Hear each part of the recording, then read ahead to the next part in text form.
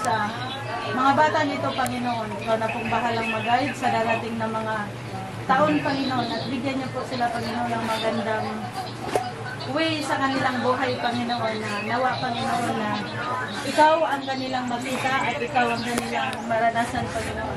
Maraming salamat din po, Panginoon, sa mga tao na nag-prepare sa lahat ng ito, Panginoon. At higit sa lahat, Lord, ang biyaya ng buhay namin, Panginoon.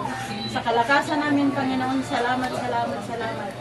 Salamat sa lahat ng bagay na aming tinatamasa, Panginoon. Maliit man ito o malaki. Maraming salamat. Ikaw po ang aming pinapasalamatan at pinapaburihan sa araw na yan. In Jesus' name we pray. Amen. Amen. Okay, kanta. May kwan eh, barko puro man sudah. Ano? No, asa bang sakayan to? Ilunggo ka? Gamay. Sa iyo ta pre. Di sa ilunggo.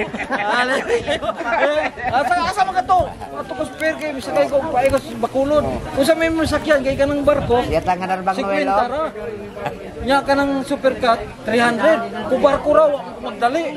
Kay total lamatay naman to akong papat to. Ito mabaho na. Kaya sige, luoy na ako. Sa ibis ko lo, 150. Sigwin talaga yung luoy siya. Ada. Barko ng matingon ng matingon.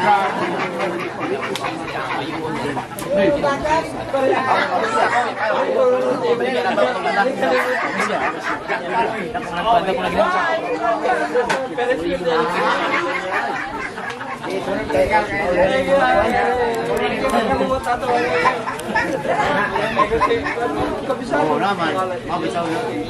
Ah, silo!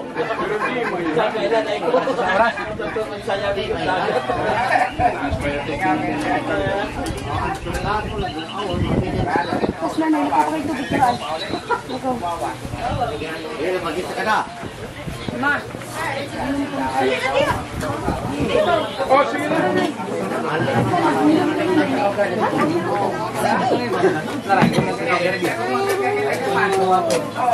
Dali na. Naunsa man magkamukha naman ka. So, birthday ang iyong anak. Anong mensaya may bibigay mo sa kanya bilang isang anak? Ano lang, yung good health, may trabaho. O yun lang naman kaligayahan ng Pilipino. Ano pa ba iba? Hindi naman pwede mangarap ka na magiging mayaman ka. Kasi ganun lang talaga. Kaya ano wish mo sa kanya? Wish ko yung magandang buhay. Ayan. Nangarap pa rin yung buhay. Ano pa? Yun lang, yun lang nga, yung good health, yun lang. Ano ba naman sabihin mong marami kang pera na kay sakit? Tama lang yung wala kang pera, wala kang sakit, okay lang yun. Hindi naman si Cory, daming pera, madadala ba niya? Sabi nga nung may kasabihan, wag mong iwan yung mga anak mo ng lupa. Kasi pag-aawayan nilang barang araw yan. Alam mo kung anong sabi ng pare, kung anong iwan sa mga anak? Utang. Para sila magkabati sila, paano bayaran yung utang. Pero kung maglupa ang iwan mo, mag-aaway, magpataya niya sa lupa. Eh kung utang, di mag-vibe sila. Ilan talaga kayo mag-asawa ng Tita Beth? Hindi ko alam dyan sa asawa ko na yan. Kailan ang anniversary din niyo? June ng date. June anniversary namin yan. Ano date? Mutan ang unsang gikasal na bitsawa na kay Baw. Ayun nga, June nga. Ano date? Nasa 21 yan. June 21 ba? Ibang na nakasalan magdating. Ano mensahe mo sa kanya? Ano tawagan niya? Darling paggabi. Darling. Pag sa araw, libit lang. Maganda ang pangalan niya kasi nasa Bible ang pangalan niya si Elizabeth Ramsey. Ano ang mensahe mo? Ay, mahal na mahal ko yan. Wow. Kasi ikaw ba naman, pati brief yan, lalaban yan. Magbigay ka mensahe sa kanya, be. Sweetheart. Sweetheart, I love you. Tawa, wala kang tawa na. Walang tawa. Sige. Go. Huwag mo na kasi, i-upload mo na naman yan. Kaya nga huwag kang tumawa. Seryoso ta. Game. Anong sabi ko? Ay, Bisay, mahaba-haba.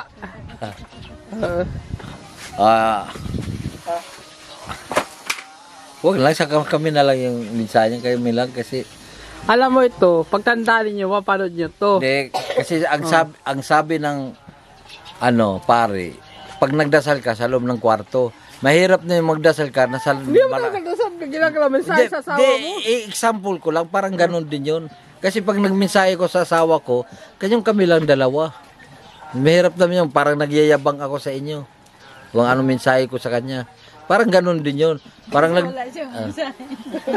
kasi pag nagdadasal ako, sa loob ng kwarto kasi parang walang tao. Kala ko, nagdadasal ako. Director Dagan. Hindi, ganun yun kasi. Siyempre, mahal mo siyempre asawa mo eh. Hindi mo ba mahal yan? Si iniwan asawa. Naalala mo ba yung sinampaan mo? Oo, siyempre. Ano sabi to? Death or life.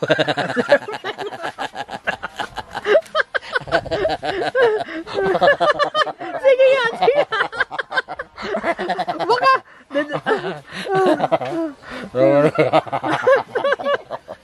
Di ba ganyan yun? Sabi ng pare.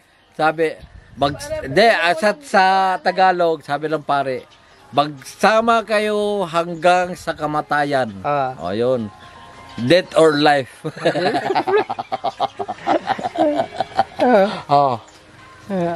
Tanging kamatayan lang ang tanging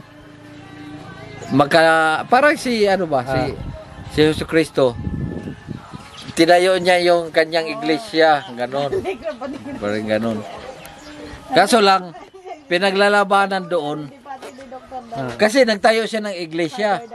Di ba sabi niya, ikaw Pedro, itayo ko ang aking iglesia. Kahit sa kamatayon, wala makalumpag nitong iglesia na to. Ang tanong, ganon. Anong iglesia yung tinayo? Kasi dumaan si Manalo. Sabi ni Manalo, pagbasa sa Bible, ang haba naman lang yung sinabi. Hindi ka lang kita nag-quad. Yun yung example doon. Parang ganon. Sa hirap at ginhawa. Oo, sa hirap at ginhawa. Magkasama. Tanging kamatayan lang ang tanging paghiwalay. Gaano mo siya kamahal? Mahal na mahal, siyempre. Kasama na ng bitoka ko yan. So ngayon, ang iyong mahal na bianan ay naririto. So ating hinga ng panayong.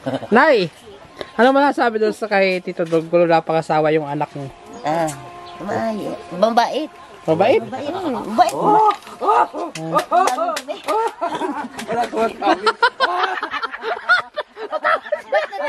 Natawa si Nanay. Parang di na to kasi. Huwag mo na, nandiyan na yan sa YouTube bukas ba? Ano ba sasabi mo? Ano mensahe mo kay Tito Donggol? Oo. Wala lang. No comment. Mahalin mo ang anak ko, huwag mo saktan. Alam ko na, mahal niya, anak ko. Kasi, ano pa naman nilagay, nililibit. Nung una nagsama yung dalawa, naiyak ka. Nung alam mo na. Paano mo nalaman? Naiyak. Naiyak kasi yung isa mong anak na baba. Ay, hindi pala. Isa panganay pala. No? Panganay. Mag-asawa na. Ano sabi mo? Ano sabi niya sa iyo? Sa ano na yung baboy? Wala lang. Mag-asawa na ako. Huwag kang mag-asawa na ako. Huwag kang mabigla. Natural lang, asawa. Dinala si Tito. Doon, Tito Donggol. Dinala. Pinakilala. Dinala. Dinala sa bukid. Sa bukid. Doon ka. So, tita. Tigilan mo ako kapoy yung apple apple. Wala ka ba pinagsisisihan? Ha? Wala ka ba pinagsisisihan? Wala, tanggap ko na. Tagap na. Ano ba sabi ka, Tito Dugol? Nung pinakasalan. Wala naman akong masabi kasi hindi na mo nakikinig. Lahat ng sinasabi ko, no comment na lang din. Wala comment. Ayan. So, Tito, Ano ka ba tayo? Kakampi ka o kalaban? may balls natin ito. Parang walang pinag-iba ka sa ano? Hindi ko na lang maano tuloy, mabigkas eh. Protesta ka ng protesta. So, last mensahe mo na lang sa mahal mong biyanan. Oh, siyempre mahal. Alam mo yung biyanan ko, mas mahal ako niya kaysa doon sa anak niya. Talaga? Oh. Paano ba sabi? Eh, nakikita ko yung anak niya kasi gano'n yung buhay yun. Ako, mas mabait eh. Joke lang.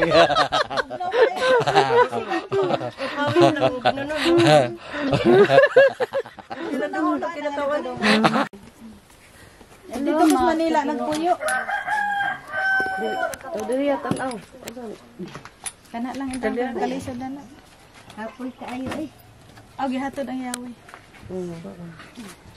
Nagbukod ka, Nay? Ha? Oo. Nagbukid ka? Dito sa bukid. Kamo. Anong tinanim mo? Ha? Anong tanim mo? Sa may imong pananom dito, yeah. Nga akong gitananom. Oo. Kuan, taong, o kanang Talong. Sitaw? sitaw. Unya, maghapot ko nga tubig kay matay mo sa huwaw. Uy, saan pag dawas tubig? Ginaro sa ubos.